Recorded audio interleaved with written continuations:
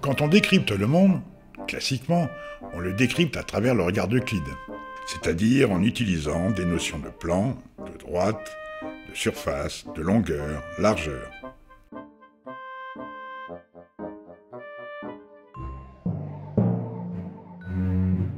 Mais cette vision euclidienne appartient au monde grec, 300 ans avant notre ère, un monde simple, organisé autour d'une mer unique, la Méditerranée, sur laquelle un homme comme Ulysse pourra naviguer pendant 10 ans sans jamais être repéré.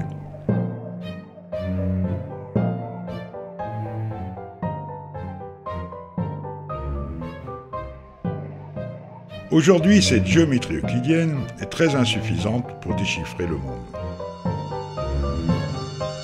Sa complexité, son chaos, son expansion, sa croissance, sa décroissance, ses systèmes proliférants, ses puzzles, ses effets papillons.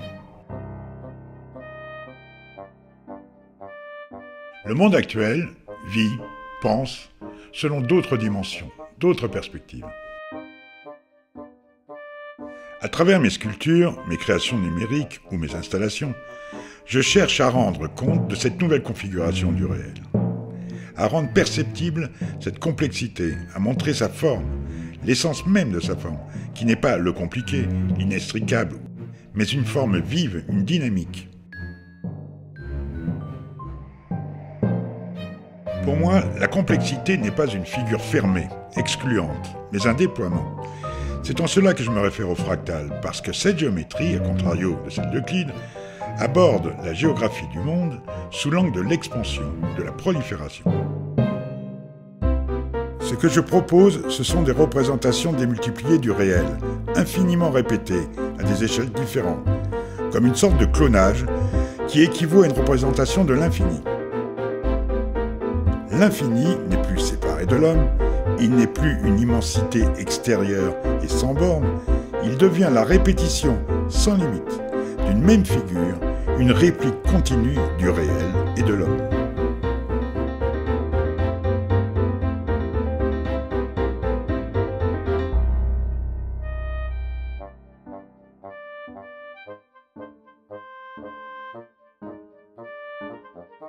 Celui qui monte l'escalier fractal circule dans cette complexité, cette forme d'infini qui devient pour lui une nouvelle dimension, un nouveau principe émotionnel.